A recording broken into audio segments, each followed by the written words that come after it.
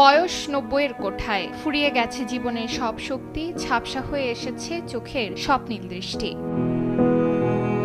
যে বয়সে সন্তানদের স্নেহে একটু আরামে থাকার কথা ছিল, সেই বয়সে সমাজ আর নিজের রক্তের অবহেলার শিকার হয়ে এই বাবার আশ্রয় এখন স্থানীয় পাকুন্দিয়া উপজেলা স্বাস্থ্য কমপ্লেক্সে। অন্তত ঈদে তিনি পেতে চান সন্তানদের দেখা।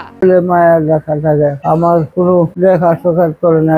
ছেলে আইছিল ৯ বছর হয়েছে, মায়া আইছিল রোজার আগে, আর আসে না। অথচ একসময় সবই ছিল কিশোরগঞ্জের পাকুন্দিয়া উপজেলার ভুইয়ারচর গ্রামের বাসিন্দা মুনতাজ আলীর। কিন্তু ১৫ বছর আগে স্ত্রীর মৃত্যুর পর থেকেই যেন ওলটপালট হয়ে যায় সব। সন্তানরা বড় হয়ে একে একে পাড়ি জমায় রাজধানীতে। প্রথম দিকে খোঁজ নিলেও আজ দীর্ঘ সময় ধরে কোনো সন্তানই আর খোঁজ নেয় না তার। দেহুনের কথা না দেখা না বিলে ৪ বছর ধরে এনো কেমন লাগে, মা বাবার অভিশাপে কিছু থাকবো, বেটাটা মুরব্বী, কিচ্ছু করতে পারে না, খায়ও না বালাটি হে। বহু আগেই এই বাবার জীবন থেকে হারিয়ে গেছে ঈদের আনন্দ। ঈদ এলে সন্তানদের কাছে পাওয়ার আকুতি বুকের ভেতর আকাশ ফাটানো কান্না হয়ে ঝরে। জীবন যুদ্ধে কোনোদিন হাত পাতেননি কারো কাছে, কিন্তু আজ সামান্য ওষুধের টাকার জন্য হাসপাতালের বারান্দায় চাতকের মতো চেয়ে থাকেন মানুষের দয়ার দিকে।